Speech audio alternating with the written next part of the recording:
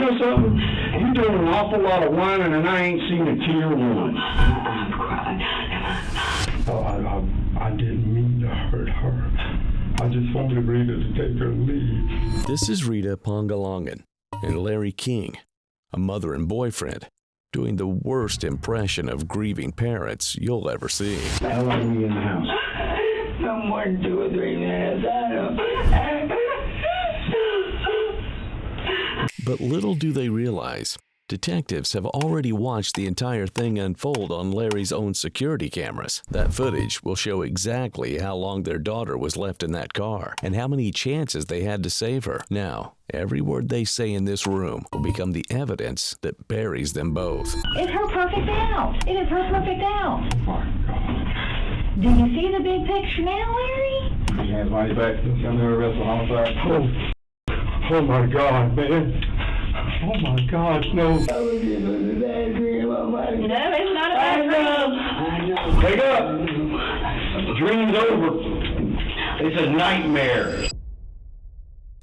At 4:49 p.m. on August 15th, 2019, deputies in Walterboro, South Carolina were dispatched to a rural property on Low Country Highway after a caller reported that a disabled child had been trapped inside a parked vehicle. Hello, what's the address of your emergency? I got emergency, man, like real quick.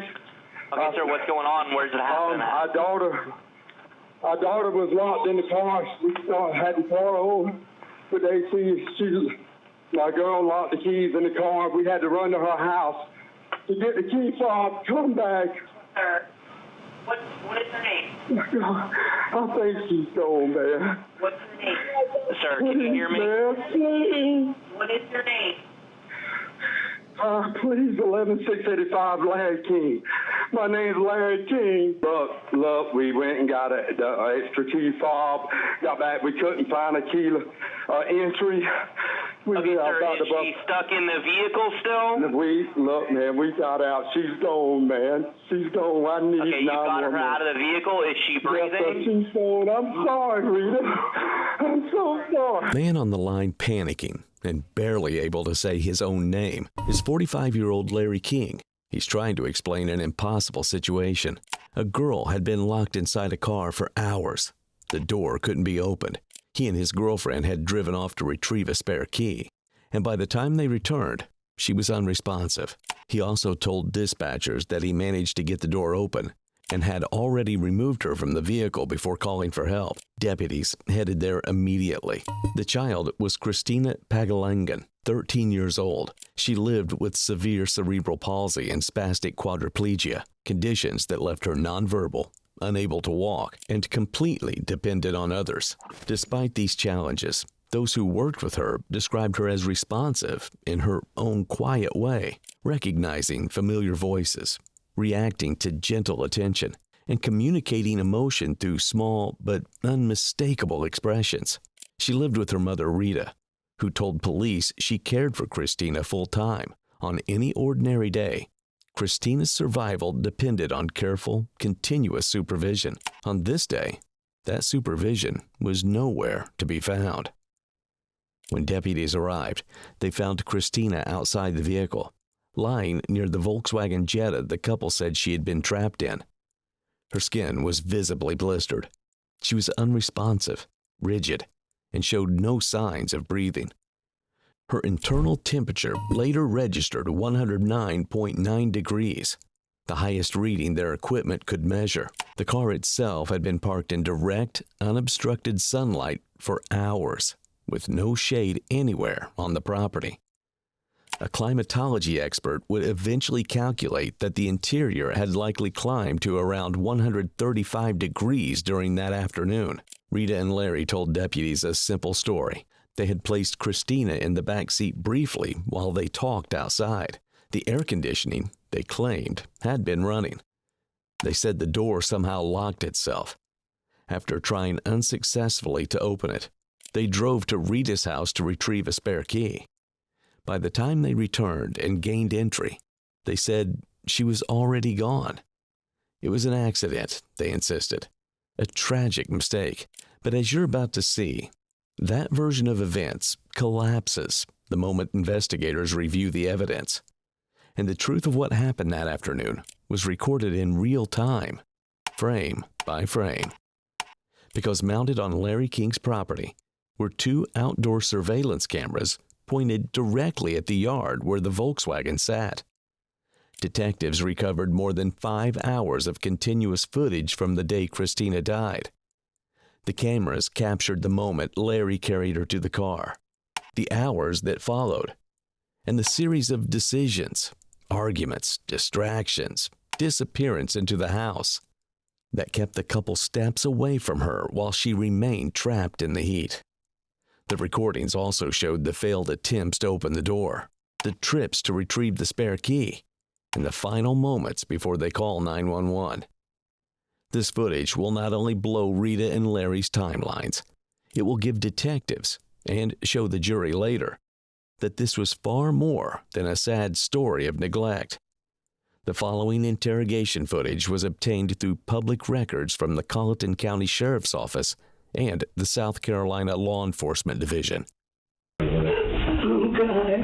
Please, my baby, I'm in bed right now. Oh, my God. This is your water. Yes, sir.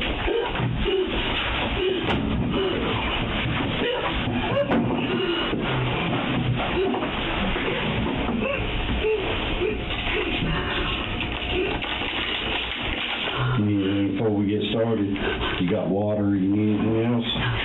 Okay. Good deal. Give me your full name. Rita Marie Pagani. Spell your last name for me. P-A-N-G-A-L-A-N-G-A-N. Wait a minute. P-A-N-G-A-L. A-N-G. What's your level of education? Master's degree. So you can read and write. Are you under the influence of any alcohol or narcotics today? No, none.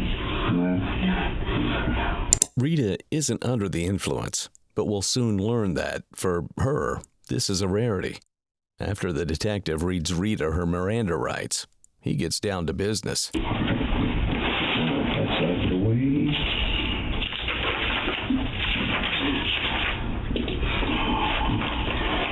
There's no secret as to why we're here. I know. You understand why we're here? Yes, sir. Oh, my God. Why don't you explain to me the details leading up to why we're here today? Larry put my daughter in the backseat of the car. Oh, well, back up. What? Back on up. Putting her in the. I mean, I want to know. Start from you picked her up from the babysitters. When did you pick her up from the babysitters?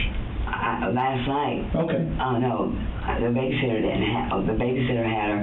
What's today? Monday.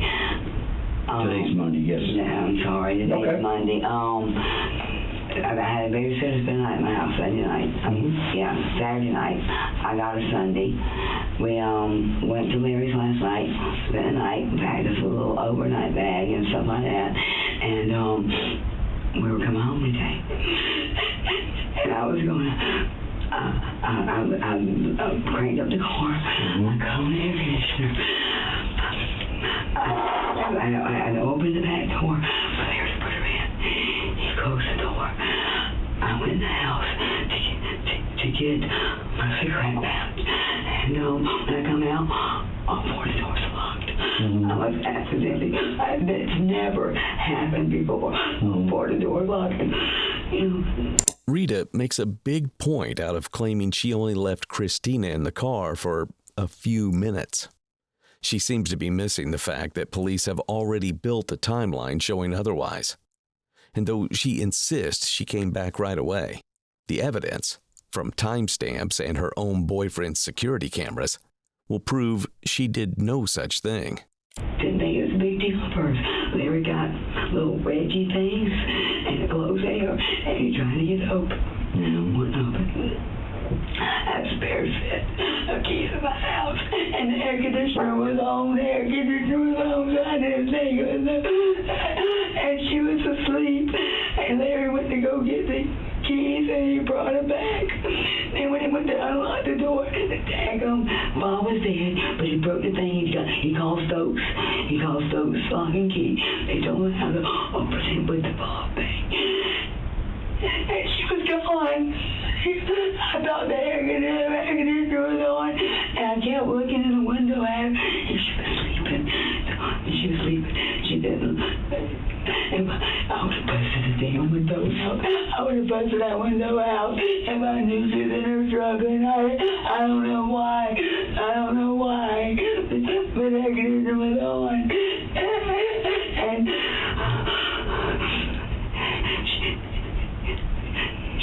I picked her up. She had vomit. She had a seizure. And I was a burn on her leg. Oh, God. I mean, like, the air conditioner was on. Okay, you gotta speak up a little harder here. The air conditioner was on. Okay. And the front part, the front part of the car was cool, but the back part wasn't. The back part wasn't. And she just looked like she was sleeping. She looked like she was sleeping. So Rita obviously knows what any parent should do if their child is trapped in a locked car. Break the window, call for help, do something. And yet that's not at all what she did. Rather than act, she stood outside staring through the glass, convincing herself that the little girl inside wasn't dying, just sleeping. Okay, so let's back it up. Back it up here a little bit. So you're saying, if I understood you correctly now, you're saying that you left, you were getting ready to leave Larry's. So you spent the night. Yeah, and Christy and I were going home. You spent the night. Okay. Where did Christine sleep? She slept on the couch. We put her little make a little bed for her on the couch. So she slept on the couch. Yes, sir.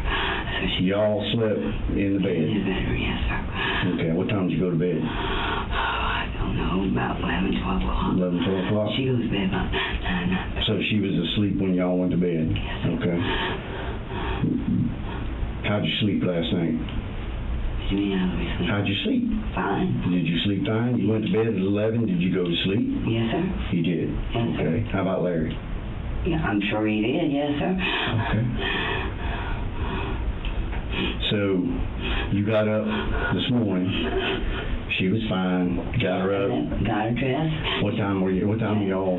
Changed her diaper, gave her a cup of Pediasure. Same morning routines. Same morning routine. Okay. Then what? Then I packed everything up in the car. Okay. So you packed everything up. I mean, I plugged my cell phone up in the charger, cranked up the car, put my cell phone in the charger and everything. And I had the back door open and closed the back door. Okay. So you got your car started. Larry carried her out. Yes, sir. Larry King was Rita's on-again, off-again boyfriend, the man she drifted back to whenever things fell apart. Her daughter, Christina, had cerebral palsy. She couldn't walk, couldn't speak, and relied entirely on others for everything. That made her completely dependent on Rita. And on that day, it would make her helpless inside that car. So you got your car started. Larry carried her out. Put her in the car. Which side did you put her in? Driver's side back. Driver's side back. Okay. Did you buckle her in? Yes, sir. He did buckle her in. Yes, sir. But she was asleep. So I set her up, buckled in, and laid her down. So he buckled her up, but then laid her down. And then laid her down. On the seat, to the passenger side. Okay. And then you said you made sure the air conditioner was running, and you got up, and then you went back in the house, right, to get your cigarette pack. How long were you in the house? No more than 2 or 3 minutes. I don't. Okay, Rita, listen to me. If this conversation is going to go, then you're going to have to tell me the truth. I'm telling you. I've already talked to Larry. I already know details. Listen to me. I already know details, and if you're going to start lying to me, this ain't going to work. Down the hall, detectives interrogate Larry.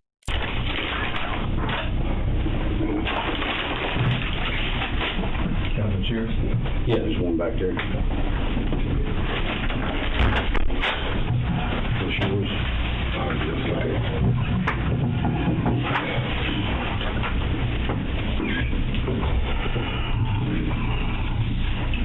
Larry, you know why we're here. You know, beating around the bush about it. We all know, right?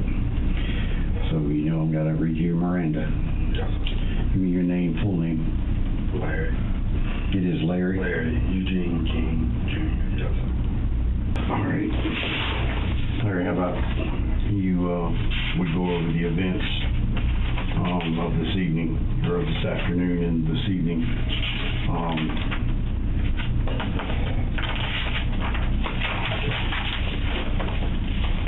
Tell me what happened here. Rita picked Christine up yesterday from the babysitter. So they spent the night. You're going to have to speak up a little bit. I am hard to hear. I'm sorry, man. Okay, no problem. No problem. Come out.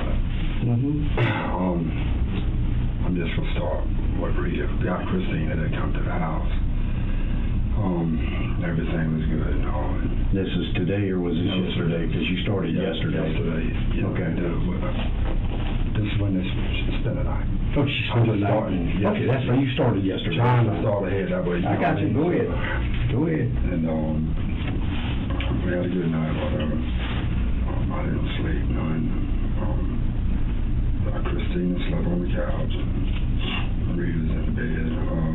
Got up sometime this morning, day. I'm gonna be honest, I have no fucking clue about time or whatever. Even this took place. But I know that me and Rita had a little, I'm just gonna go into everything. Sure. Me and Rita had a little something going on, and somebody offered Sharp Lane. It's a dirt road there. Offered what? Sharp Lane. The dirt road there by my house or whatever. I'd heard that she was messing with a black guy or whatever. And I asked her, and she told me it's true. And I talked to her. I just y'all going home, and I'll call you later, you know. This was yesterday or this was today? This morning. Today? Yes.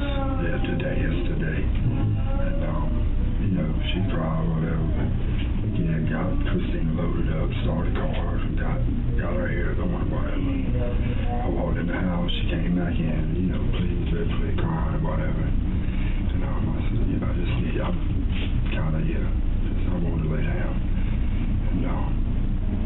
And, I went and laid down. I think she went back out. I got footage, though, remote at my house, okay? If you listen carefully, you can hear Rita wailing in the other room while Larry talks about them doing drugs and fighting.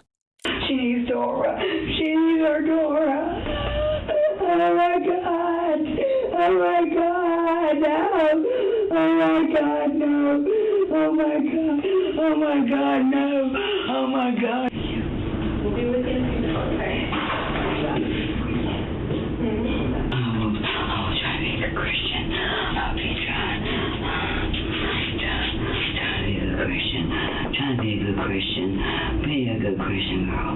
Be a good Christian girl. I'm not beautiful. I'm not beautiful. I'm worthy. I'm not worthy of love. I'm not worthy. I'm not worthy of happiness. I'm not worthy. I'm not worthy of love. I'm not worthy of happiness. Back in her interrogation room, detectives press Rita about what happened. How long were you in that house? 5, 10 minutes. I don't know, sir. I don't know. I poured some Kool-Aid, did some Kool-Aid. Okay, stop. I don't know. Okay. When was the last time you used narcotics? Narcotics? Yes. I took an Adderall yesterday No. morning. When was the last time you used methamphetamine? No, I don't use methamphetamine. I've never Okay, used methamphetamine. note that we just drew labs, and when those labs are tested, methamphetamine is going to come back in your system. They shouldn't. Well, I know they shouldn't. No, sir. I smoke cigarettes. I'm on a strong antibiotic right now. Antibiotics not going to. I'll tell you why I'm taking. Okay, that's fine. So you're on an antibiotic. You don't use methamphetamine. No, sir. Not at all. No, sir. It's not going to come back in your system, right? It should not come back in my system. So you didn't use last night. That's what I thought. No answer is a yes answer. I took an Adderall yesterday morning. I ain't talking about Adderall. I'm talking about methamphetamine. And you put it in your coffee last night. I didn't know that's what it was. I wasn't sure what it was. I thought... Don't BS me. I'm not in the mood. I wasn't sure what it was. You're not sure what it was. You have a master's degree. You're an intelligent person. You're more intelligent than you're playing right now, okay?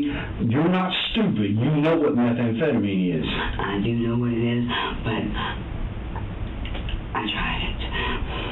But I mean, it was, I wasn't like...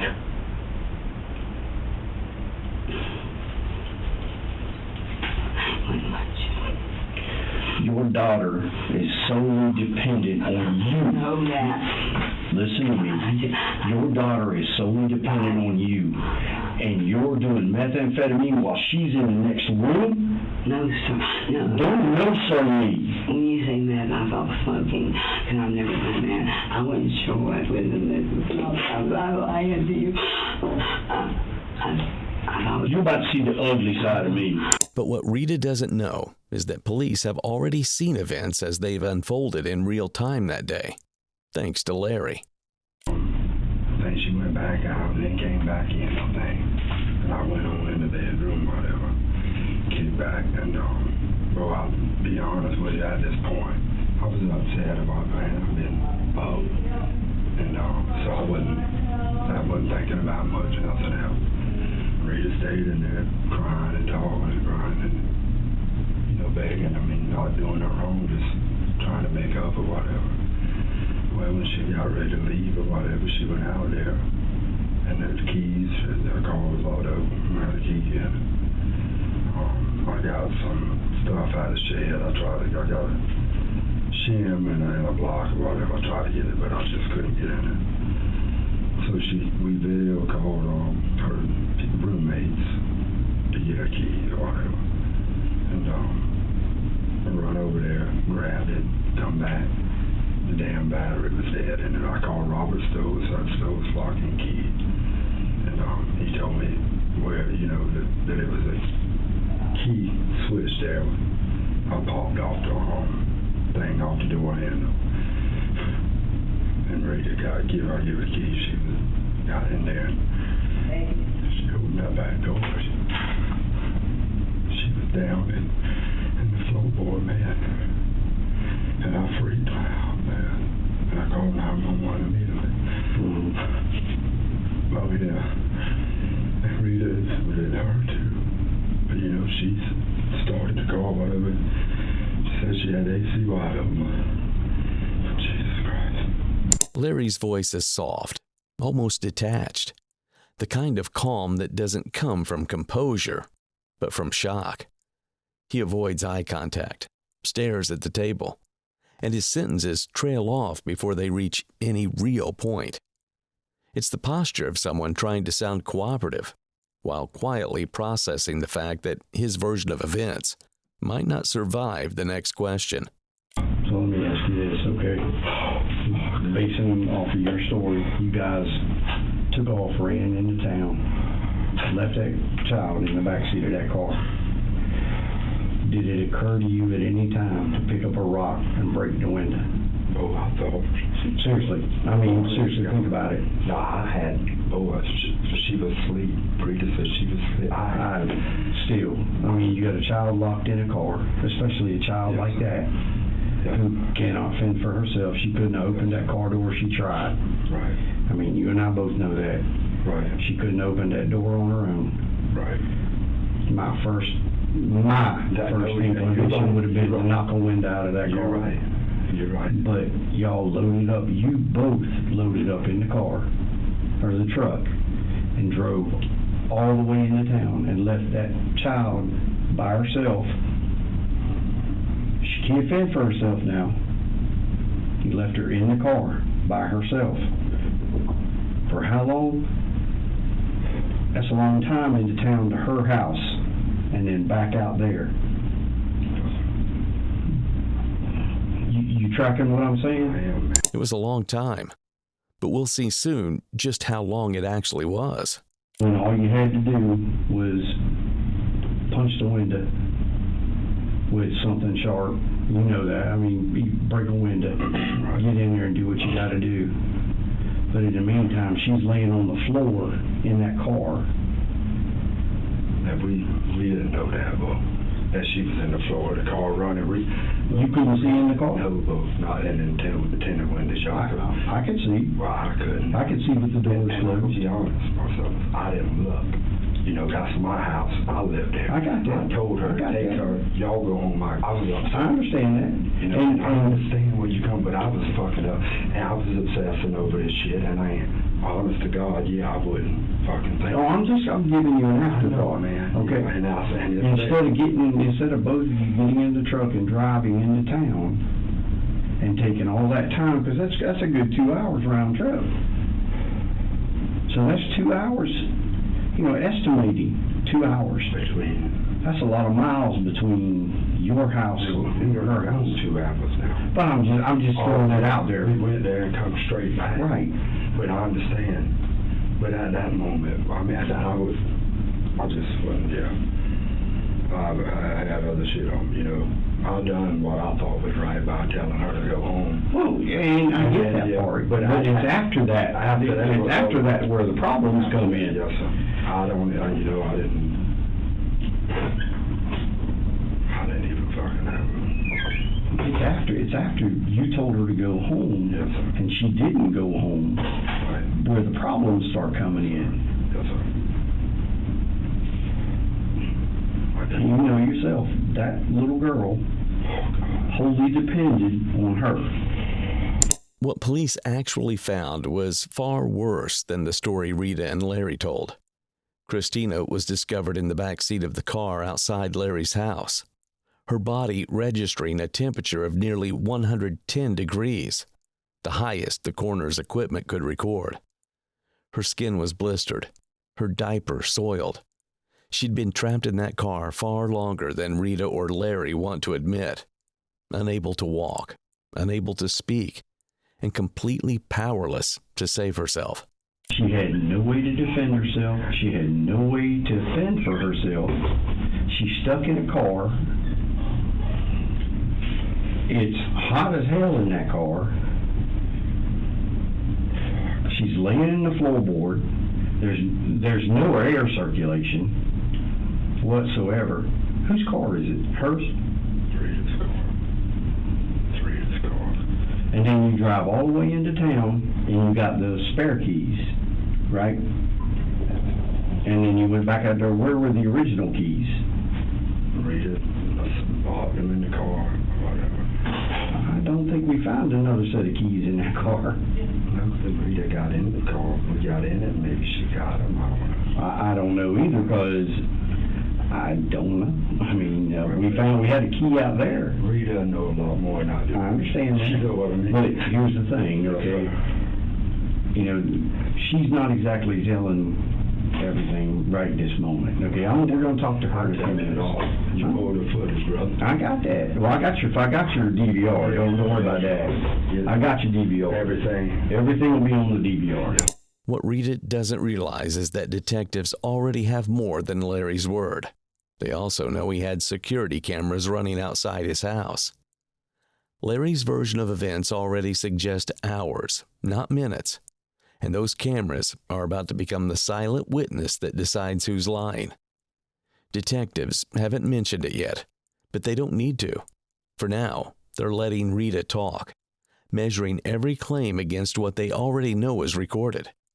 She thinks she's clarifying details.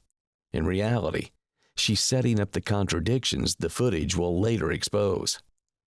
Still, Rita remains defiant, but the detective has had enough of her lies. I wasn't sure what was in this. I'm lying to you.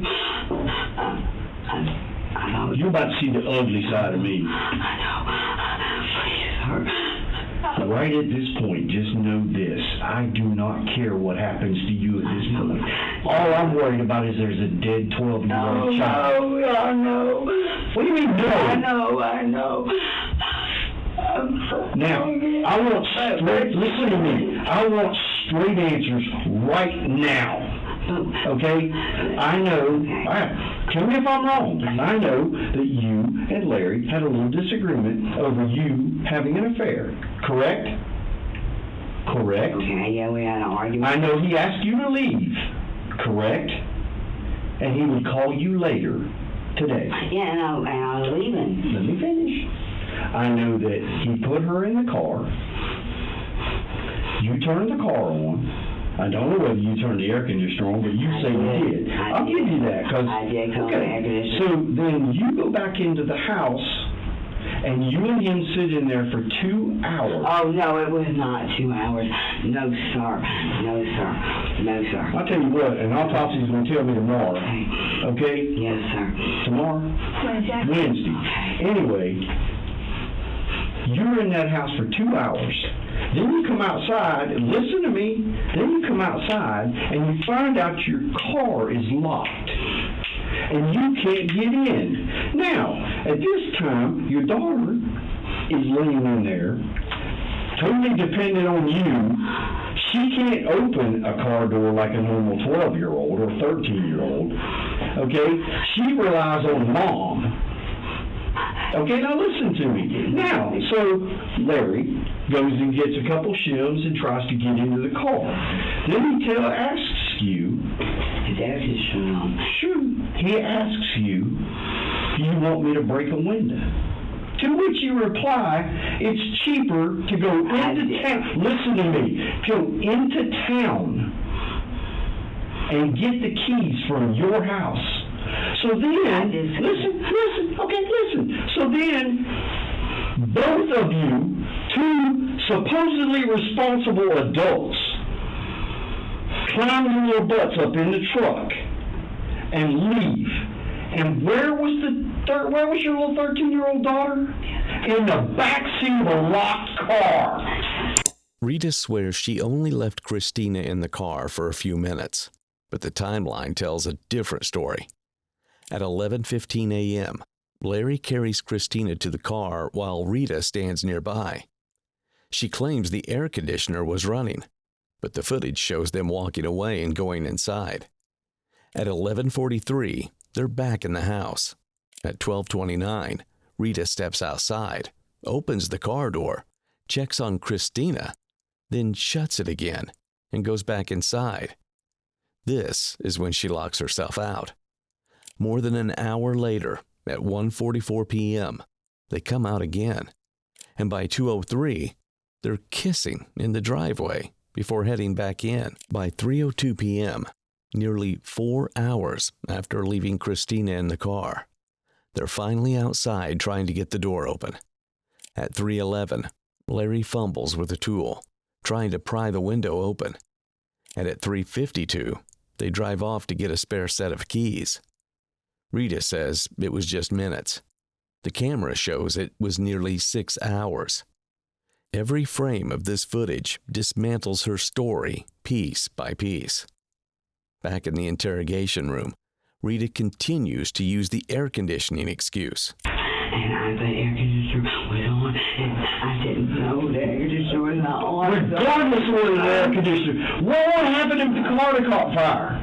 She could not defend herself. I told you to sleep. What would have happened if she had a seizure? You're right. Oh! I know. I believe me. I don't even... Okay, so then you take that trip all the way to your house. Over there on Academy Road, all the way from Low Country Highway. You drive yourselves, both of you. You didn't even bother to stay with your child. You drove yourselves all the way to Academy. I wanted to find the keys fast and stuff. I wanted to get back to her as soon as possible. It was an accident. It was a horrible, horrible accident. You know something? It has become miraculously aware to me in my 32 years in public safety that children get hurt or killed due to adult negligence. This isn't an accident. This is an act of stupidity. Yes, sir. Yes, sir, it was. Yes, sir, it was.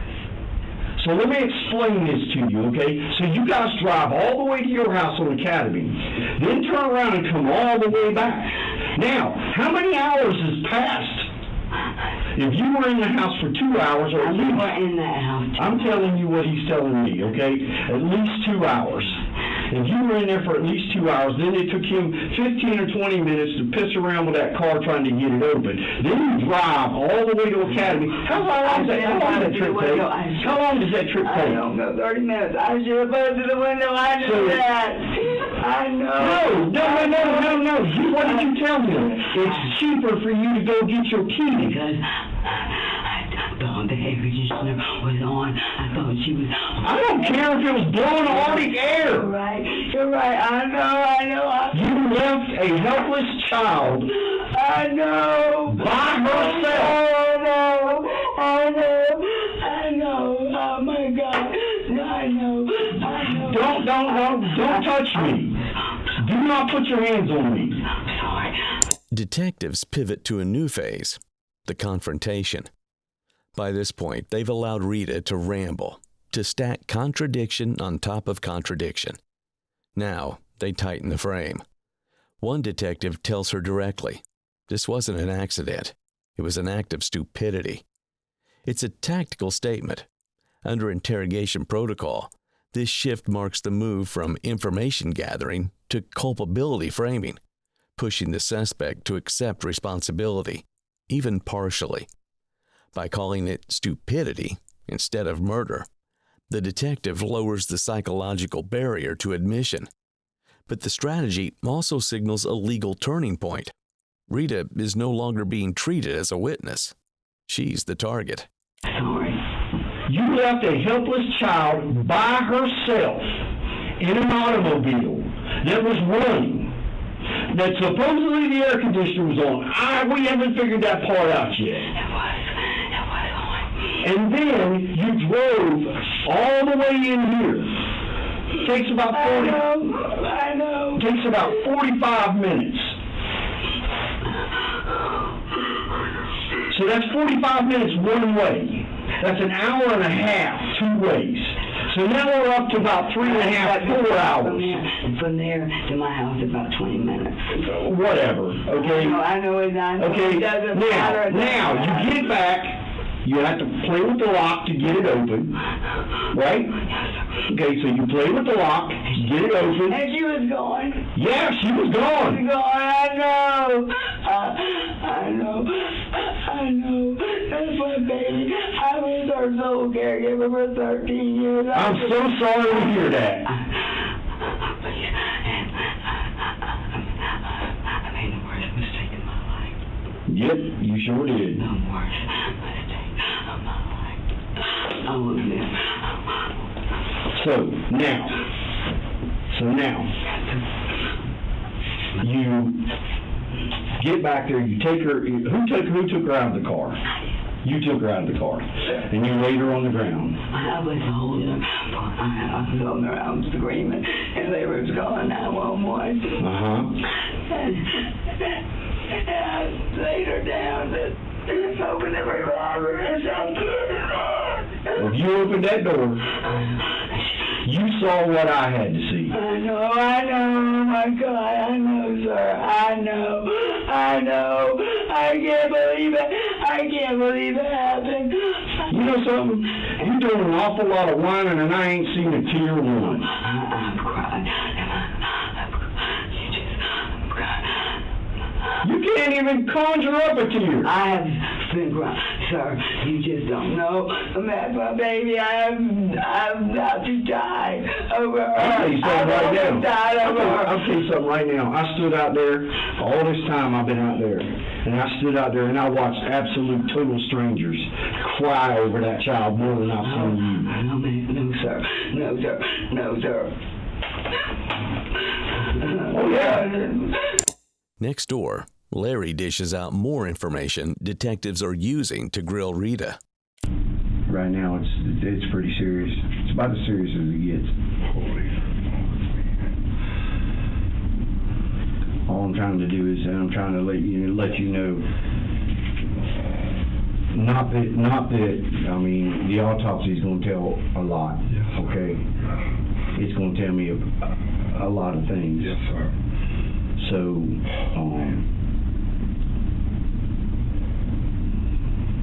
so you saying that you asked Rita to break the window? I asked her, I said, baby, you want me to bust out some of it? You can see where I put my hand up there, whatever, in the footage, you know, and I tried. But she said, no, we go get the key or whatever, video called, and they found the key, we run and got it. But see, Rita, I said, Rita, you know, I didn't, Rita's, I guess, the car, air conditioner, I don't fucking know.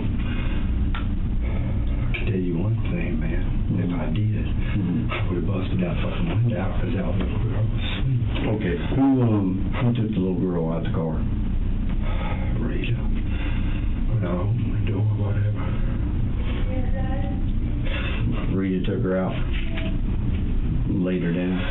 Yeah, they held her and I called 911. Okay. And you called 911.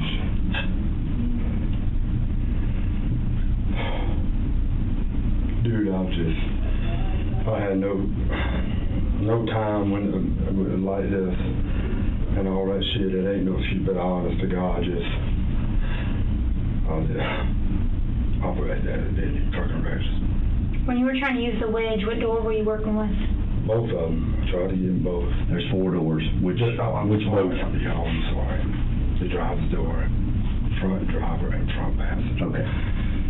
Detectives give Rita another chance to explain her side of the story, but she only digs herself deeper, dodging blame, backtracking on details, and twisting her own words until nothing makes sense. Now, I don't even care what happens to me. I deserve whatever. good thing. I'm glad you said that. Now, here we're going to start over. You're going to tell me the story from beginning to end, and you're not going to leave anything out, and we're not going to sugarcoat this thing. I want to know exactly what took place. Last night, Christina's asleep. Speak up. I'm hard of hearing. I'm sorry. Christina's asleep, and Christina's asleep where? in the living room. Okay. On the couch. Okay. Covered up. Mhm. She has her Bible and everything, and she I go to the bedroom, Larry. You gotta stop that because I can't hear you. I've never tried anything before. Never in my life. And whenever the stuff does come back, if there's anything in it, it won't be much. I mean, once, and that was it. Just to try it. And it was stupid. It was stupid. And how did you try it? What did you do? I couldn't. I've never done it before, so I couldn't. So he put it in my Kool-Aid. It wasn't coffee, it was Kool-Aid. Coffee, Kool-Aid, and that was it. You know, just so we could stay awake a while, you know, because we don't never really get to see each other that much. Well, I thought you went to sleep. And You told me you went to sleep at 11 o'clock. we was going to watch TV some. He said it would take. He said it make you stay awake. It don't make me stay awake. It made me. I went on to sleep. Okay. What time you went to sleep? I don't know. Okay. And then everything was fine this morning. You know, I woke up, everything's fine. I didn't even feel any different at all. But I don't think I left her in that car for 2 hours. What time did you get up? Maybe about 9:30. What time did you start getting ready to leave? Maybe a little about 3 o'clock, maybe. 3 o'clock? As in, maybe. I mean, I did not look at. Okay. I know that Larry called my roommate Oh, from his phone, because I wanted to make sure that the keys were where I thought they were before we, so we could just grab them and come back. Can we just back up? I just wanted a little clarification. When you're leaving, was that just the time you were planning to leave, or did something happen as to why you were leaving? No, I mean, we were talking a little bit. He said he'd call me back later. We would come back later, or he was either going to come by the house.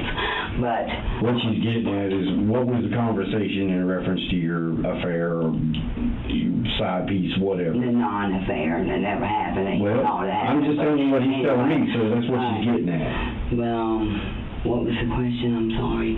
See, we were talking, but we weren't even arguing. We were like, we're going to take a break. I'll call you later. So were you guys going back and forth having this conversation, or was this like he said something, you said something, and it was over? Pretty much, yeah. So there's no going back and forth? No. No crying, no forgive me, no take me back? Well, there was a little bit of crying, but it wasn't like a big, long, drawn-out thing. And where was Christina when all this was happening? In the car. I want to tell you, in the car. It was a big, long, drawn-out thing.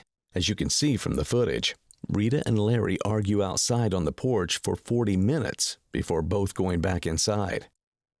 Back at the station, another detective comes in to give Rita a piece of his mind. Talk to me about one Adderall. All you do is try to take the spin off of you. No, I'm not. I was wrong. Well, tell me what happened. How long was this baby dead? What happened? Well, I went to leave. The doors were locked. You tell me what happened. This may have a lot to do with me. You telling me the wrong information. The doors were locked. Okay. And so they were trying to get in the car. Can I tell you the odor of this little girl? Can I tell you?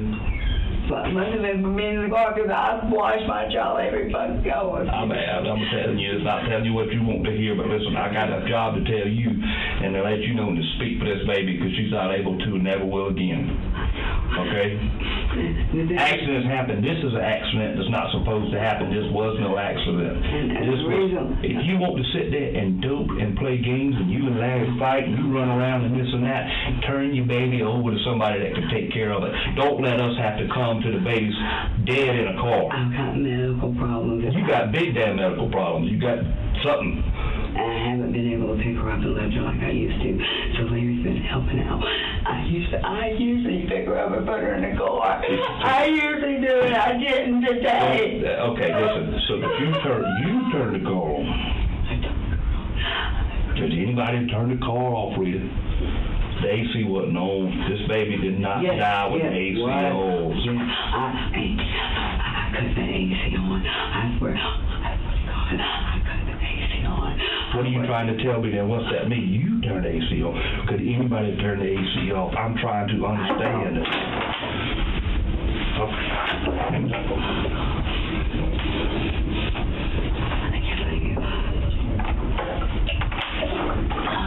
Be right back with you one moment. Andy.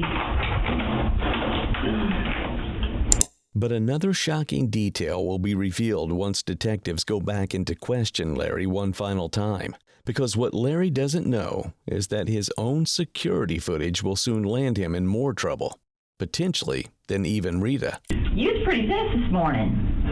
Yeah, it hurt me, man. You know why I know you was pretty pissed this morning? Because your camera just told me that. You know what I saw on that camera this morning? What? Who put the baby in the car? Me. How'd you put her in the car? I don't know. I held her like that. Mm-hmm. Right. You held her like that. You walked up to the car. Right. Rita was there with you. Right. Y'all opened the door. And how do you put the baby in the car? Sat her in there, I think. I mean, Angel, I swear to God, I'm so upset. I've been up 2 days. Mm-hmm. I can't account for my time. Can you account for your actions? Yes, ma'am, I have to. You have to, that's right. Yes, you do. I want you to think for a minute how you put that baby in that car. I want you to think about that for a minute. When y'all were arguing and fighting, she been running around on you, she been shacking up with somebody else. You're pissed. Tell me how you put that baby in that car. I mean, I swear to God, I don't remember everything, but I was aggravated. Yes, you were. And it shows. What did I do? You threw her in that car, basically upside down. And it looks like she probably didn't go in all the way, because both of you have to bend back over, like you got to grab her to get her in the car the rest of the way. And then you close the door. You know what time that was? Oh, man. If you had to guess, what time would you think it was? I have no idea. I don't. I've been up for all week in my days. I understand that. And you can't account for your time, but you just sat there and told me you can account for your actions. Yes, you do. Yeah, it is the law. Honest to God, I don't remember. I've never. I mean, I love kids and animals. I understand that, but when you're to that point and when you're mad, unfortunately, a lot of times, your anger takes control, and it took control this morning. Why did y'all put her in the car? Because I asked him to leave. You asked him to leave? Yes. Okay. I asked him to please leave. Well, they didn't. So y'all put her in, you throw her in the car. Please don't. You close the door. And you can tell by the actions on the video that y'all are back and forth with each other. You can tell that she's probably pretty much pleading with you, begging you to forgive her. Oh, she loves you. You're the best thing that's ever happened to her. And you're telling her to leave. Just leave, just leave, just leave. I just wanted to lay down. Okay. Well, she doesn't. She knows that the baby's in the car. I forgot all about it. I mean, I was honest to God. You forgot about her. Yeah, but she knew that she was in there. She told us that. Yeah. This footage proves exactly how Christina was put in that car. Not gently, not carefully, but with anger. Larry claimed he didn't remember, that he was too tired, too upset, and too strung out on meth to know what he was doing. But the video shows the truth. He threw her in, upside down, while he and Rita argued in the background. There's no way to explain this away. No lawyer, no excuse, no alternative theory can undo what's on that recording. The camera caught every second of it. The fight, the rage, the moment that turned neglect into something far more damning. And then, another disturbing detail emerges. At some point in the video, it seems like y'all sort of calm down and relax. Okay. Y'all start hugging each other. Y'all are standing close to each other.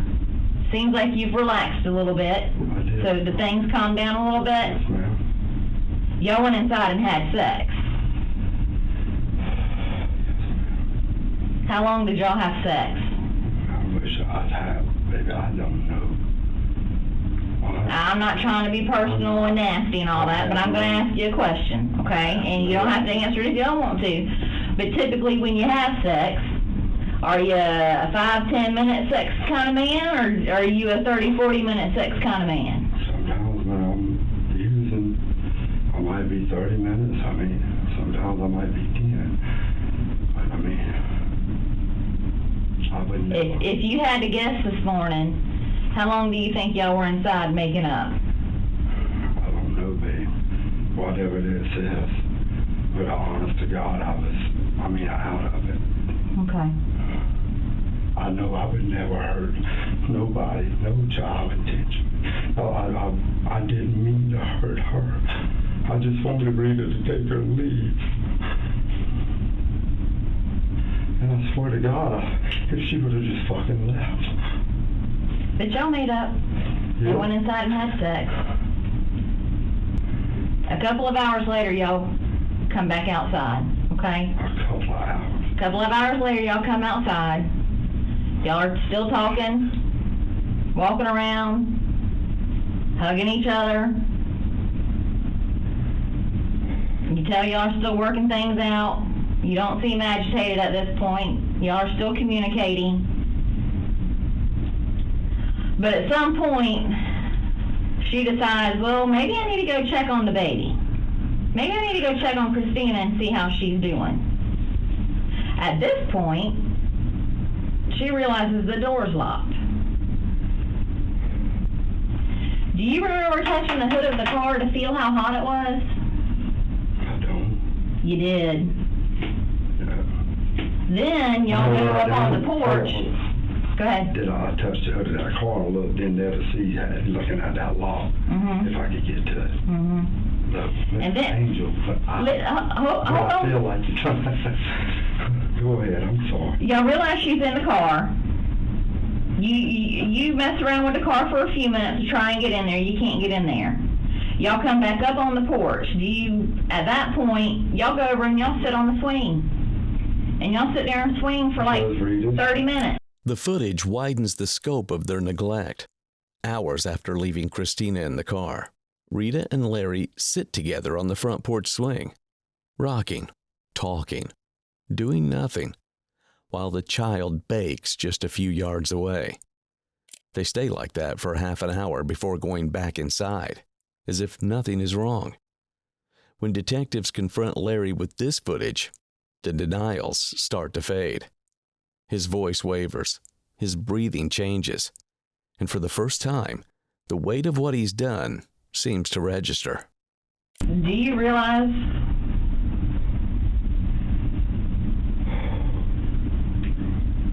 when y'all finally do get in the car, 5 hours later, five hours later, that when y'all are in and out of the house and leave the door open and the dog comes outside, do you realize that the dog goes over there and spends more time with that baby than her own mama does?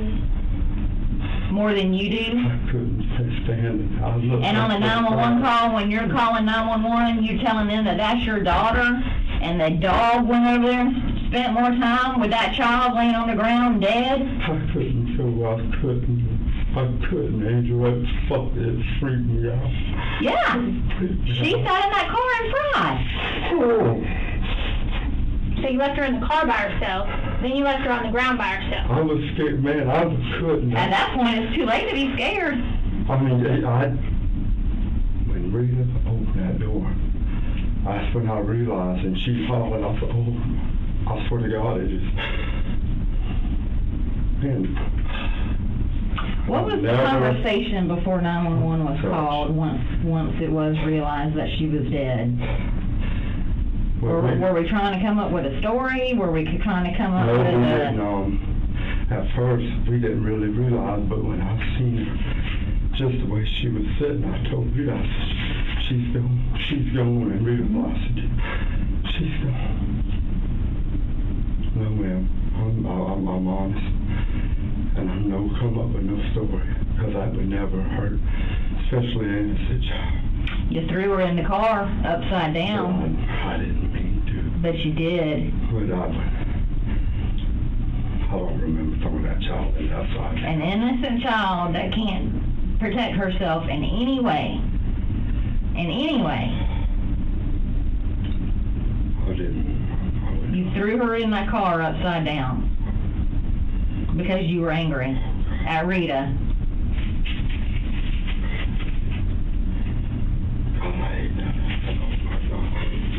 Lord, I swear to God, I can't believe it. Larry's been playing the concerned boyfriend who just happened to be there. But we're now learning there might be more to it. Will detectives see enough on the footage to turn this from a tragic accident to an intentional homicide? Was Christina in the way? Christina in the way, what you mean? Of your relationship? No, she was simple. I mean, easy to take care of. Rita put cartoons on for her, and they'd give her a cup and shut her door, and she was fine. She was fine. So she didn't limit Rita from doing stuff with you? No, hell no. Rita usually had a babysitter for her. Let's talk about that. When she didn't have a babysitter and would need to run out or run over to see you, bring you something or pick something up, how often was it that she would leave her at the house for her to run out and go do something? never come to my house. Okay. Left her home. If she needed to run to the store and pick something up, how often would that happen, that she would just leave her at the house? By herself? Mm-hmm. I've never known her to do that. Yeah. Me and Rita just got back together a couple of months ago. Rita was a good mama. I swear to God, she is. Why didn't she ever feed her? That child can eat. You just got to put a little effort into it. But she drank Ensure and Kool-Aid. And she can eat food. You just had to put a little bit of effort into it.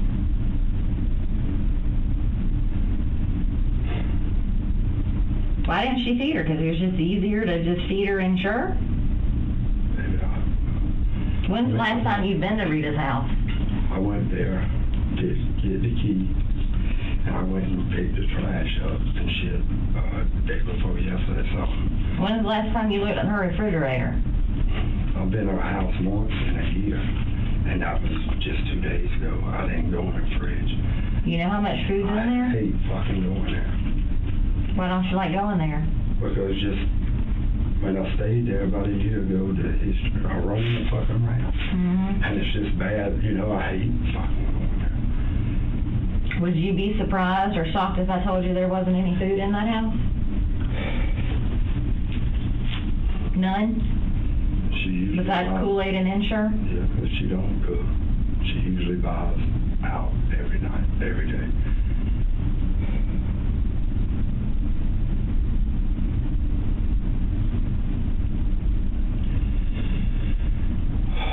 But food for her, not for Christina. She just gives her a sippy cup to suck on. Sprite and help. The Ensure. Mm-hmm. I've asked Rita why she don't feed her. Mm-hmm. Said that she would get too heavy for her, whatever. You know, I know the young need to eat. Mm-hmm.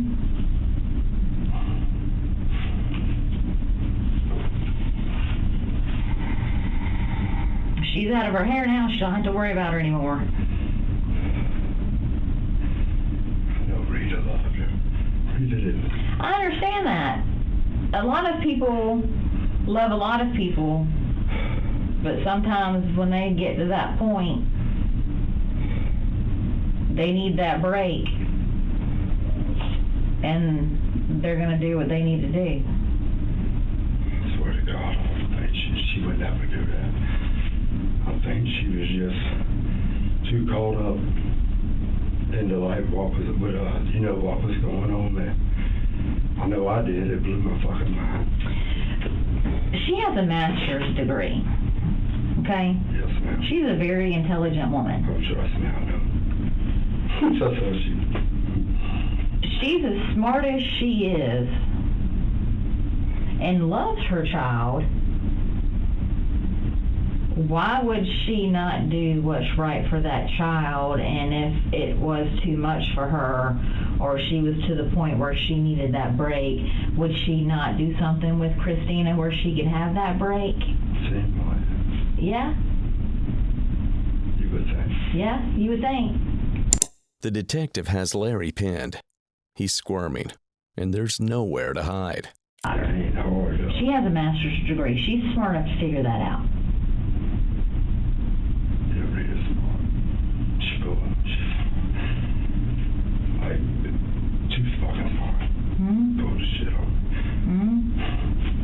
Like smart enough to get in a car that's locked.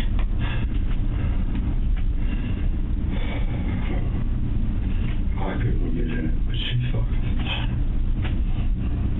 God forgive me with that bitch. She's a fucking con, a manipulator. I know y'all seen that. So she. So was this her way out today? Let's put the blame on everybody else. She done got caught with another man. She's trying to make up with you. She doesn't need to be bothered with Christina at the moment. So here's the perfect opportunity to get rid of her, put the blame on somebody else, and now she's free reign. I swear to God, I don't want to think that she would, and I pray to God that she would. And now you likely to get locked up. She ain't got a youngin' to worry about anymore, and she's free to do whatever she wants to do. What am I going to get locked up for? I said you could. Oh, shit. Man, How does that play out for you? Not good at all. But I just wanted her to fucking, even when before she come back, I wanted her to leave. And she keep my fucking shit, tearing my shit up, and didn't give me a choice. I got all the police. I had to let her come back, y'all. But she was going to burn my fucking house down. So you were scared of her? What? I ain't trying to make Rita feel it, but that bitch is crazy. She's dangerous. She's dangerous. Her whole fucking family is. I'm just being honest. That's one woman. So you're a grown man. Oh my God. She don't, you ain't gonna see her. I'm just saying that's why I got kind of let Rita back. It's costing me money. All right, hear me out for a minute, Larry. Ma'am. You're a grown man, okay? I've seen you handle your business over the years. Yes, ma'am. I know you're more than capable of handling your business. This is a woman half your size. You let her back in because you were scared of what she was capable of doing to you if you didn't let her back in?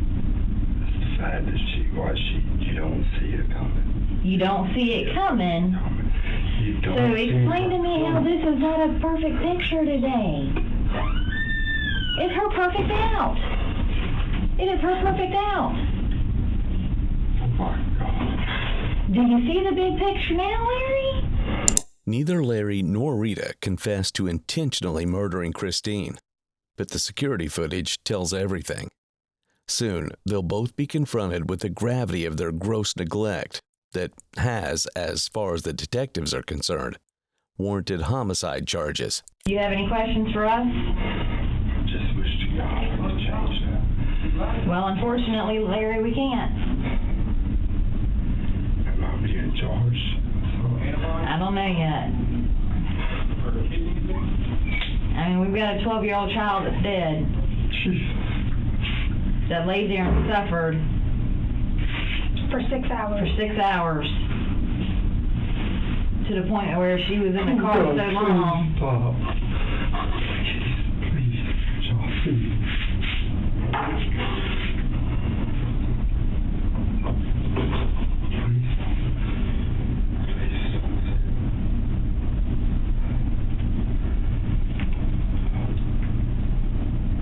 All right, give us a minute. Sound Larry, they can handle this, sir.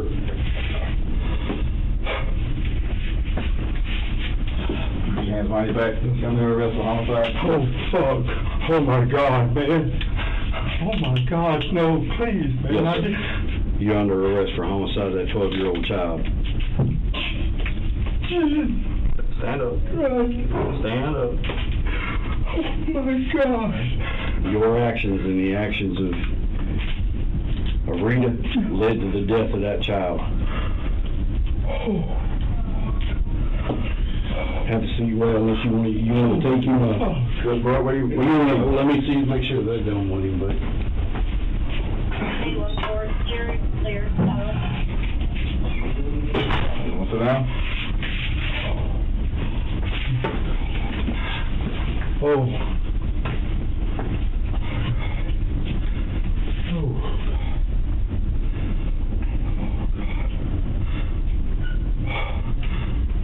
Oh, my God.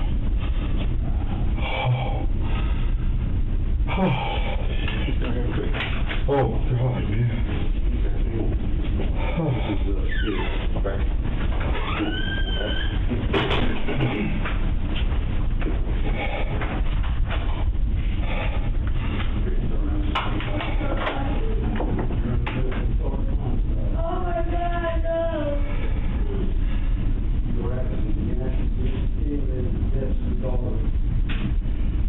Next door, Rita gets the same news. Rita, Turn around, put your hands behind your back. You're under arrest for the charge of homicide. Oh my God, no! Your actions and the actions of Mr. King led to the death of your daughter. And it pains me to call her your daughter. Oh my God, my poor baby. It was an accident, I swear to God. It was an accident. Well, the accident 6 hours of laying in It the was car. not in there 6 hours. Yeah, it was. I just looked at the DVR and watched it. It was a child. It was a 12-year-old innocent It child. was 6 hours. Oh my God. 6 hours. Oh my God, no. You put her in that car at 11 o'clock, 11 a.m., and did not get her out of that car until 5. Oh my God, no. My poor baby. Oh my God. Somebody got her out. I can't. I can't do Did you it. lock them down? I did not double lock them. Turn around for me. Oh my God. Oh my God. Oh my God. That was just a bad dream. Oh my God. No, it's not a bad dream. I know. Wake up. Dream's over. It's a nightmare. Oh my God.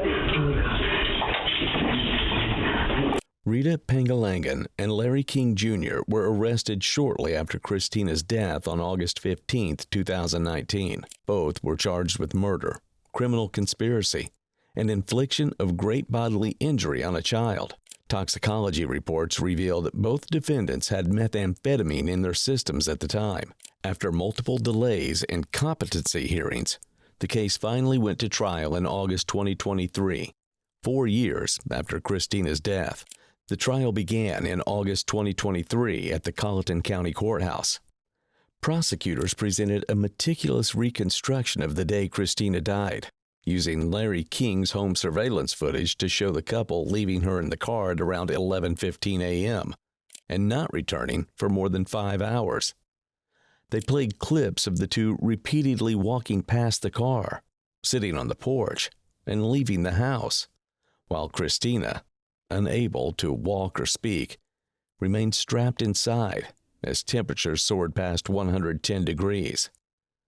Expert testimony from forensic pathologist and temperature specialist confirmed that the inside of the car reached deadly levels within minutes. Both defendants also tested positive for methamphetamine that day. The prosecution argued that their drug use, combined with their deliberate indifference, showed malice and depraved disregard for human life. The defense called the incident a tragic accident, claiming that the air conditioning was running and that the couple simply forgot. King's lawyer argued he had no legal responsibility for Christina, while Rita's attorney pleaded for compassion, saying she loved her daughter but made a terrible mistake. Jurors deliberated for just over 2 hours, asking only for clarification on the charges. The video footage, according to one prosecutor, spoke louder than any witness ever could. On September 3, 2023, the jury found Rita and Larry guilty of murder and inflicting great bodily harm. They were acquitted of conspiracy. The verdict was unanimous, and the word guilty was read aloud. Rita gasped and collapsed in tears. King stood motionless. Jurors later said the surveillance footage left them with no reasonable doubt. Rita was sentenced to 37 years in prison for murder and 20 years for great bodily injury to run concurrently. Larry received 32 years for murder and 20 years for great bodily injury, also concurrent. Both were credited with 39 days of time served. The judge emphasized that Christina's complete dependence on her caretakers made their neglect unforgivable. Prosecutors called the sentences a rare measure of justice for a child who could not speak for herself. Christina Pengalangan couldn't speak, but her silence told the story of every failure around her. She was someone who depended entirely on the people who left her behind. Rita and Larry may spend decades in prison, but the real sentence is the one they live with, knowing Christina died alone because of their selfishness. Justice came too late for Christina, but at least it came. Thanks for watching. If you want more true crime interrogation breakdowns, make sure to subscribe, hit the like button, and comment below with the next case you want covered.